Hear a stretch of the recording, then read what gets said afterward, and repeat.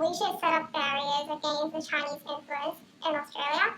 And talking about like for the market economy, because like we know that there is kind of a market over reliance on the Chinese export. Like our export market to the Chinese market is actually fairly dominating in Australia.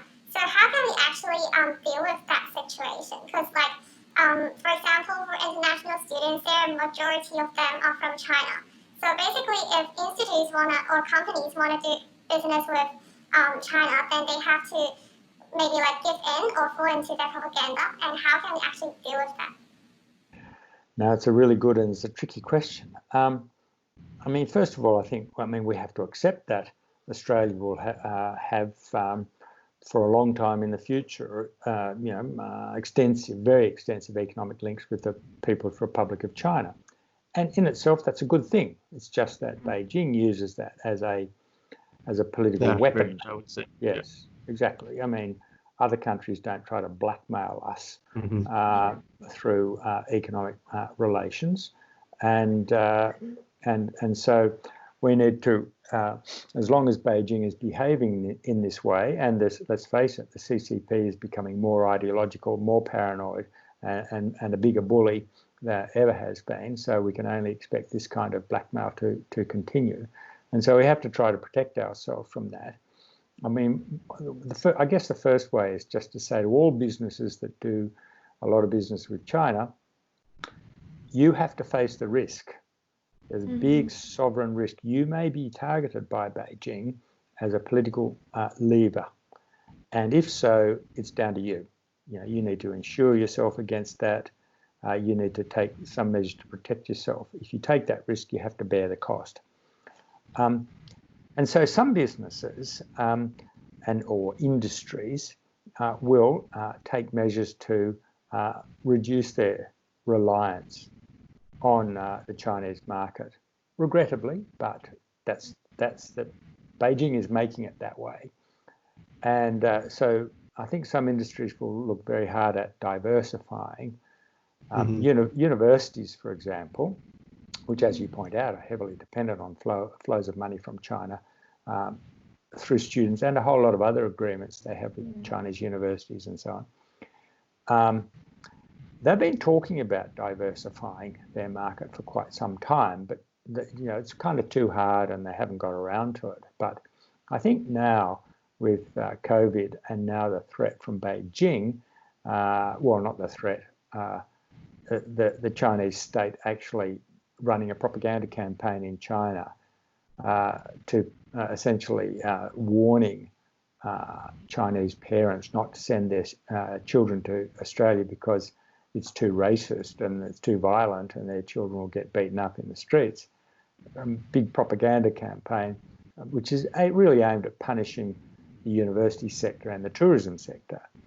And so the universities need to understand that they have become a political weapon for Beijing, and it's going to cost them badly, and they need to diversify and they need to put a lot more effort into reducing their dependence on students from China and finding students elsewhere, even if there's going to be some, a pain in doing so. But it's just necessary, merely as a good business plan.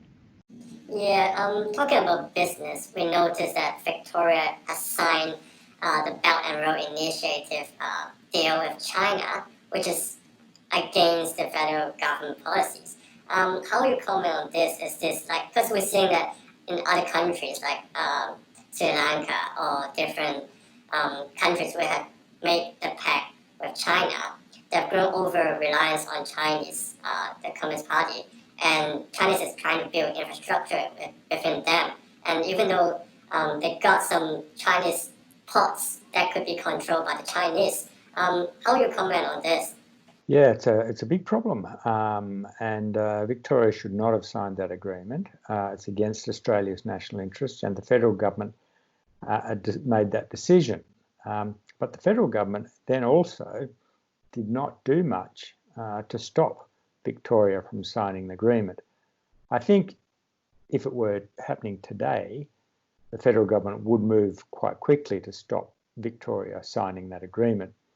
What's interesting about it is, and I've looked at this quite closely, is the way in which the senior people of the Victorian Labor government, and particularly the Premier Daniel Andrews himself, have over many years been carefully groomed by the Chinese Communist Party and United Front groups and individuals within Melbourne to take a very strong pro-Beijing view.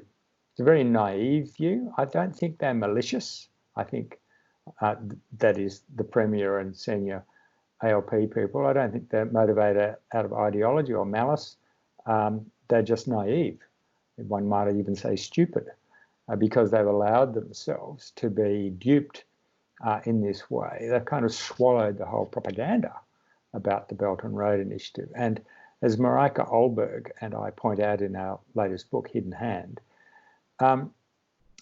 if you look at what the Chinese leaders say in their speeches in China and what the party theorists write in party journals, they quite explicitly see the Belt and Road Agreement as fundamental to Beijing's propaganda outreach. That's how they write about it. And so it's certainly a big problem. I don't know where the Victorian situation is going to go. And of course, interestingly, the opposition party, the Liberal Party, which are the Conservatives, have stated their opposition to it. So if they were elected to govern Victoria, I think they have now committed themselves to ending the Belt and Road Agreement. Now, how that would play out, it's very hard to say, but it will be interesting to see. Okay, so by and large, what do you think is the stance of the Morrison government on top of the CCP infiltration in Australia right now?